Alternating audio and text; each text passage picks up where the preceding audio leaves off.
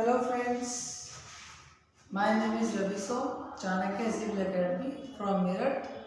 हम आज जो स्टार्ट करने जा रहे हैं ज्योग्राफी का 5वां चैप्टर स्टार्ट करने जा रहे हैं, जिस चैप्टर का नाम है हमारे हिमालय का निर्माण। चैप्टर का नाम है हिमालय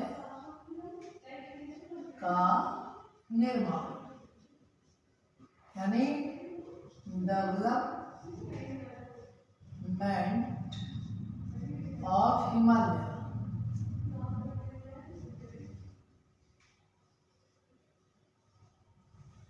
देखिए, अब से पहले जो हमने 4 वीडियो या 5 वीडियो इसमें डाल चुके हैं, तो आप उनमें अगर कोई भी प्रॉब्लम है तो आप लोग कमेंट करके पूछ सकते हैं। अगर किसी ने इससे पहले वीडियो भारत की भूगर्भीय चट्टानें हैं, या अगर हम बात करें हिमालय की अवस्थिति की बात करें, या हम खाड़ी सागर की बात करें, या द्वीपों की बात करें, तो आप उसमें कोई भी प्रॉब्लम है तो कमेंट और शेयर कर सकते हैं। ठीक है, उससे कमेंट करने से हमें ये पता लग जाएगा कि आपको कोई प्रॉब्लम है तो उसका सॉल्यूशन तुरंत के तुरंत कर देंगे। अब देखिए, ज़्यादा वीडियो को लंबी करते ना करते हुए हम स्टार्ट करते हैं हिमालय का निर्माण। पहले आप मेरे साथ साथ डायग्राम बनाएंगे। ये हमारा जो क्षेत्र है, ये है हमारा क्षेत्र अंगारा लैंड। अंगारा लैंड, ये आपका अंगारा लैंड है, और इसी को हम बोल देते हैं यूरेशियन प्लेट। और ये आपका नीचे का जो है, ये नीचे का आपका भारत है, जो अफ्रीका से टूटकर अलग हुआ था। और पहले आपका भारत यही था जो अफ्रीका से टूटकर अलग हुआ था। यहाँ पर बच्चों, यहाँ पर था भरा हुआ पानी। पानी की अगर हम बात करें तो यहाँ पर था हमारा, आज से करीब 7 करोड़ वर्ष पहले यहाँ पर एक सागर था, अंगारा लैंड और भारत के बीच में। जिस सागर का नाम है बच्चों टेथिस सागर। क्या नाम था? टेथिस सागर, आज से 7 करोड़ वर्ष पहले। इसको हम इंडियन प्लेट बोल देते हैं, इंडियन प्लेट, या हम इस क्षेत्र को बोलते हैं गोंडवाना लैंड। गोंडवाना लैंड। अब यहाँ की जितनी भी नदियां थी वो सब इस सागर में आती थी, और भारत की जितनी नदियां थी वो भी सब इस सागर में जाती थी। अब सागर में जाने के क्रम से हुआ क्या कि नदी जो आती है बहकर पहाड़ों से, वो अपने साथ अवसाद, कंकड़, पत्थर ये सब बहा कर लाती है। और बहा कर लाने पर यहाँ पर क्या था, वो अवसाद क्या होता गया, जमा होता गया, जमा होता गया। ये एक दिन की प्रक्रिया नहीं थी, ये लाखों साल की प्रक्रिया थी कि जब वो जमा होता गया, जमा होने पर उसने एक परत का निर्माण कर दिया। जैसे इसके लिए आपको सिद्धांत बताए थे, एक पहले टेथिस सागर इतना था, फिर ये कहते हैं कि टेथिस सागर जो है, उसके बाद जब इसमें वेट बढ़ा तो ये टेथिस सागर संकरा हुआ, नैरो हुआ, पतला, और ऐसे हो गया, यानी नैरो हो गया और पतला हो गया। ये इसमें परत के ऊपर परत, परत के ऊपर परत जमती चली गई, और जमने के बाद यहाँ पर 3 पर्वतों का निर्माण, यानी पहला तो यहाँ पर तो हुआ हिमालय, हिमालय का निर्माण, और दूसरा यहाँ पर हुआ क्यूनल पर्वत, क्यूनल पर्वत, और बीच का जो भाग था ये कहलाया तिब्बत का पठार, तिब्बत का पठार, यानी इसे बोलते हैं Himalaya, Kunlun mountain and Tibet plateau. ये सिद्धांत जो दिया है बेटा, वो हमें दिया है कोबर भूसन्नति, कोबर का भूसन्नति सिद्धांत, कोबर का भूसन्नति सिद्धांत, इसे बोलते हैं कोबर, इंग्लिश में कोबर जियो सिंक्लाइन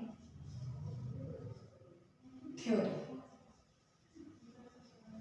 कोबर यहाँ कहते हैं कि सपोज इस थैले की जगह 10 किलो वेट की थी, 10 किलो भार सहन कर सकता था ये। अब जब हम इसमें 50 किलो भार डालेंगे बच्चों, तो 50 किलो भार में क्या होगा, या तो ये थैला फट जाएगा या फिर ये थैला नीचे को लटक जाएगा। अगर आप इसमें भार ज़्यादा डालेंगे तो ये क्या होगा, नीचे की तरफ खिसक जाएगा। तो ये अगर हम कहते हैं कि कोबर और एक और पर्सन थे मॉर्गन, इन दोनों का जो सिद्धांत है बच्चों, वही हिमालय के निर्माण का सिद्धांत है। अब हम बात करते हैं कि कोबर जियोसिंक्लाइन से इन 3 पर्वतों का निर्माण हो गया। अब हम बात इसमें करेंगे थ्योरी की। अगर आपने ये नहीं बनाया हो तो आप इसका स्क्रीनशॉट ले लीजिए और बना लीजिए। हालांकि और भी कई राइटरों ने इसके बारे में कहा है, जैसे हैरी हेस ने कहा है प्लेट विवर्तन सिद्धांत के लिए, मॉर्गन ने कहा है। कोबर और मॉर्गन ने इस कोबर भूसंगति के सिद्धांत यानी हिमालय को पालना कहा है। क्या कहा है? पालना कहा है। उन्होंने कहा है कि कोबर, अभी मैं लिखवा दूंगा थ्योरी, आप इसको पहले ड्रॉ कर लें। देखिए तो हम थ्योरी लिखवाना शुरू करते हैं।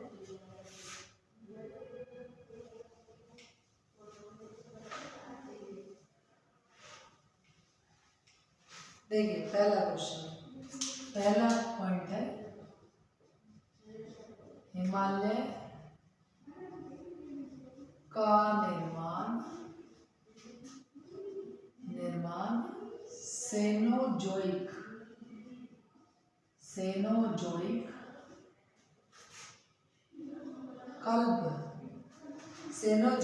कल्प में हुआ। सेनोजोइक कल्प में हुआ।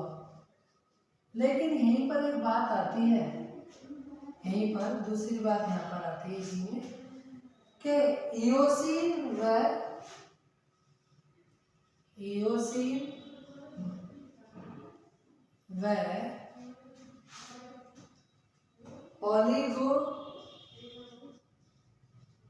ओलिगोसीन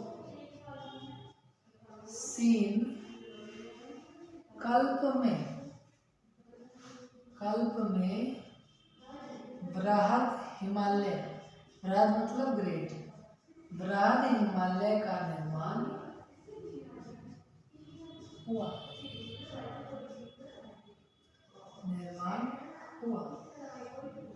अब होता क्या है, देखिए ये जो ज्योतिष सागर है, जब यहाँ पर अवसाद आए और अवसादों से ये चीजें उठनी स्टार्ट हुई, भरनी शुरू हुई, तो उसके बाद जो सागर का पानी है वो चला गया अरब सागर और बंगाल की खाड़ी में। दूसरा, कुछ अवशेष यहाँ पर इसके रह गए। राजस्थान की जितनी भी झीलें हैं, फतेह सागर, नक्की, लून, केसर, बिचौला, ढेबर, पुष्कर, जितनी भी झीलें हैं वो सब 33 सागर का क्या रह गई, अवशेष। यानी जो गहरा स्थान था उस गहरे स्थान में पानी भरा रह गया और वही बन गई झीलें राजस्थान की। इसीलिए आप थार मरुस्थल देखते हैं तो ये रेत वाला इलाका, यानी वही है जो समुद्र यहाँ से खाली हो गया उठने की वजह से हिमालय के, तो इसलिए हम इसको बोल देते हैं, यानी 33 भूसागर के अवशेष बोलते हैं। दूसरा पॉइंट अगर हम यहाँ पर लिखेंगे बेटा, तो आप लिखेंगे हिमालय की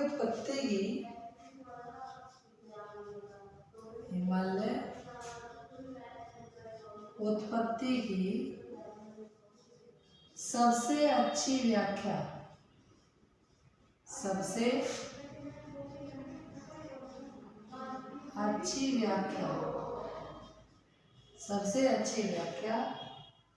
कोबर का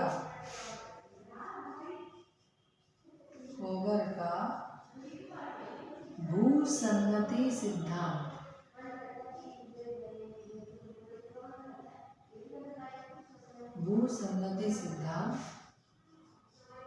करता है।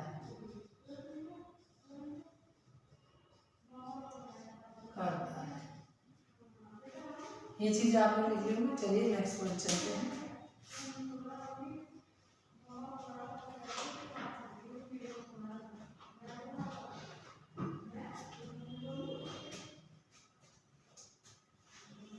एक और बात यहाँ पर आती है, देखिए एक और बात क्या आती है यहाँ पर, नेक्स्ट बात आती है बच्चों कि अगर हम बात करते हैं कि कोबर का भूसंगति सिद्धांत क्या कहता है। कोबर कोबर ने भूसन्नति सिद्धांत को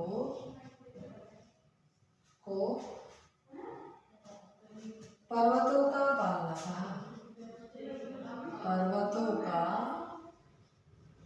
पालना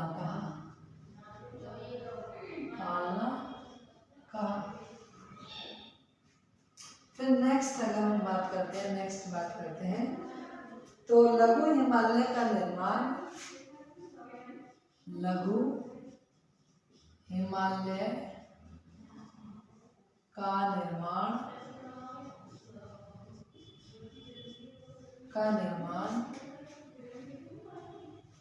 मायोसीन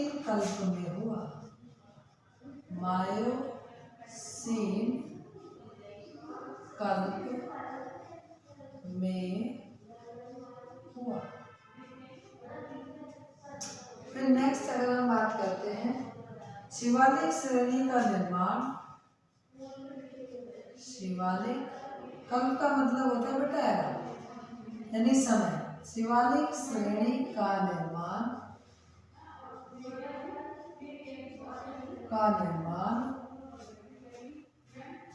प्लायोसीन कल्प में हुआ।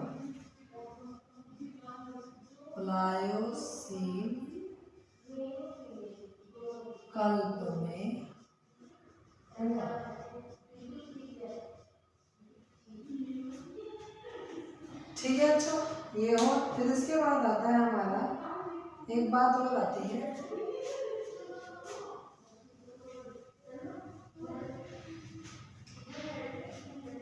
यहाँ पर आती है नेक्स्ट बात पीर पंजाल श्रेणी।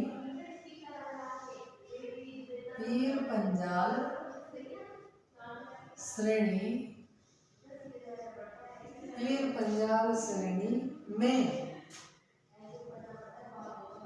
1500 से 1850 मीटर की ऊंचाई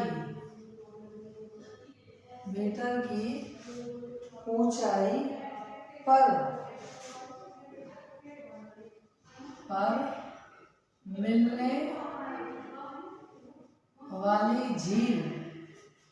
मिलने वाली झील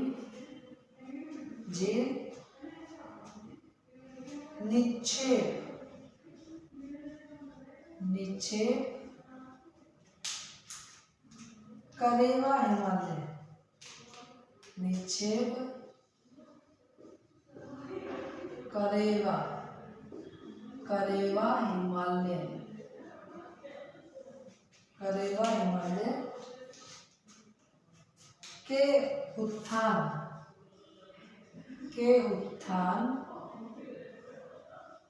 अभी भी जारी रहने के संकेत देते हैं। यानी हिमालय आज भी ऊंचाई के क्रम में, ये आज भी क्या है ऊंचाई के क्रम में अभी भी ऊंचा हो रहा है।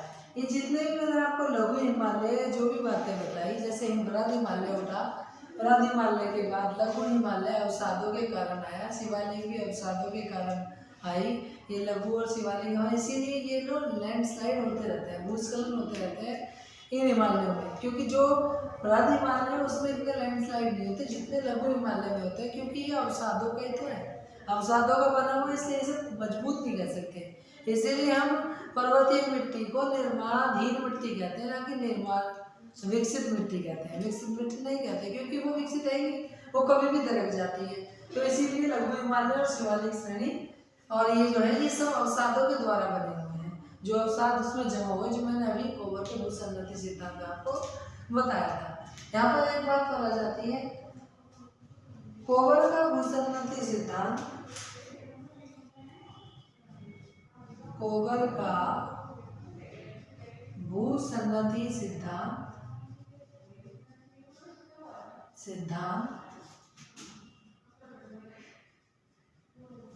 सिद्धांत एवं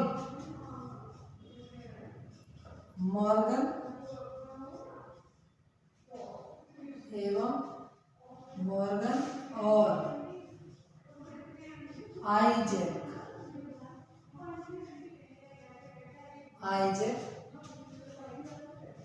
का प्लेट विवर्तनिक सिद्धांत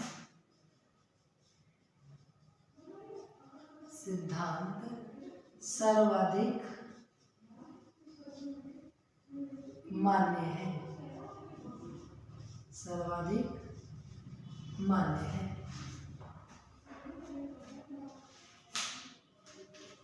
ठीक है जी, ये था हमारा हिमालय के उत्थान के बारे में। एक व्यक्ति और हैं जिन्होंने प्लेट विवर्तनिक की व्याख्या दी है, उनका नाम है हैरी हेस। देखिए मैं उनके बारे में लिख देता हूँ। ठीक है,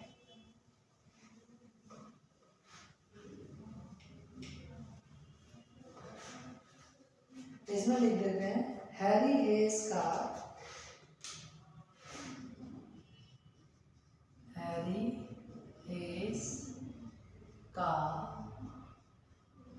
प्लेट विवर्तनिक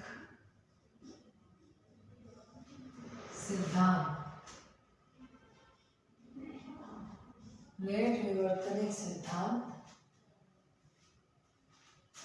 हिमालय उत्पत्ति की व्याख्या करता है। अब देखो ये प्लेट विवर्तनिक क्या है। प्लेटें, हमारी जो प्लेटें हैं पूरे विश्व में 6 प्लेटें हैं। वो 6 की 6 प्लेटें चलायमान हैं। चलायमान होने के कारण जैसे कि अगर हम कोई प्लेट इस तरह से आ जाए और इस प्लेट इस तरह से उठती चली जाएगी, तो वही बात यहाँ पर बात करते हैं कि प्लेट विवर्तनिक। अब हम यहाँ पर लिख लेते हैं विश्व में कुल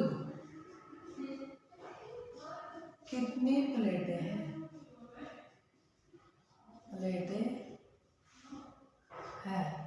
नंबर 1 आप यहाँ पर लिखेंगे इंडो ऑस्ट्रेलियन प्लेट,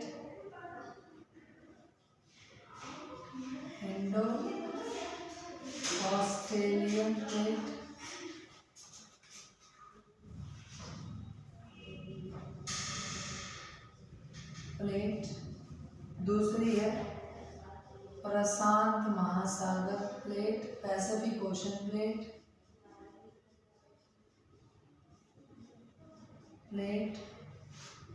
तीसरी है यहाँ पर अगर हम बात करें उत्तरी अमेरिकन प्लेट।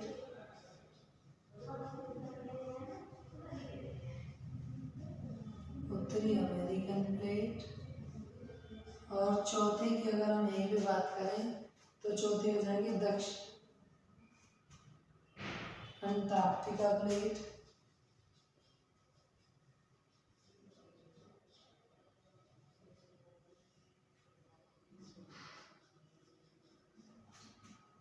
पांचवी की अगर हम बात करें तो यहीं पे हो जाएगी अफ्रीकन प्लेट।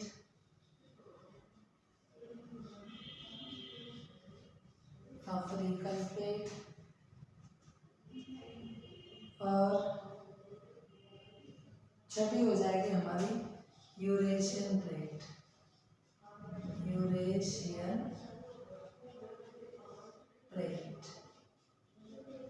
तो ये हमारी 6 प्लेटें हैं पूरे विश्व में जो चलती हैं।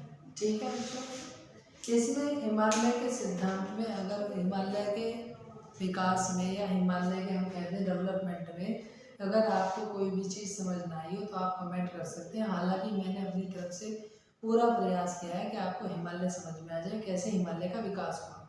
हिमालय का विकास अगर आपको समझ में आ जाएगा तो आगे हिमालय का जो हम क्लासिफिकेशन पढ़ेंगे कि कितने हिमालय हैं, कितने हिमालय होते हैं, 4 होते हैं, बृहद हिमालय, ट्रांस हिमालय, बृहद हिमालय, लघु हिमालय, शिवालिक श्रेणी, ये 4 चल जाएंगे। अगर आपको इसमें कोई दिक्कत आएगी तो अगर ये समझ नहीं आया तो अगले वाले समझ में नहीं आएंगे।